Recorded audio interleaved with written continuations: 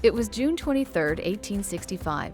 Brigadier General and Cherokee citizen Stand Watie signed a ceasefire agreement from his post in Dokesville in the Choctaw Nation. With his signature, Watie became the last Confederate general to surrender from the field at the end of the American Civil War.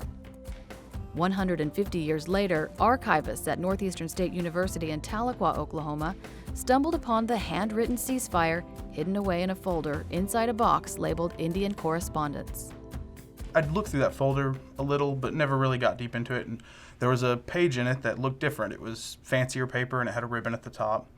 And so I just pulled it out because it just didn't look like the other materials that were in there. When I flipped it over, there were a lot of signatures on the back page, including Watie's and a couple others. On the left of the document was the date June 23rd, 1865. I was super excited. My eyes filled up with tears. I was like, this is it. I think this is it. You're looking at a treaty that ended the Civil War.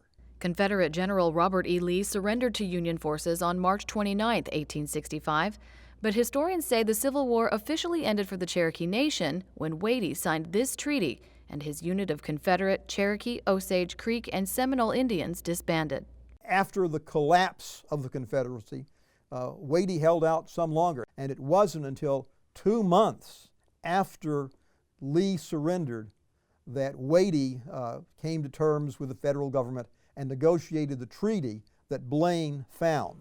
Before his surrender, General Watie was part of several Civil War battles and raids, including one that sunk the J.R. Williams riverboat that was bringing supplies to Fort Gibson, Oklahoma. After the war, Watie represented the Cherokee Nation as a delegate to Washington, D.C. He died in 1871.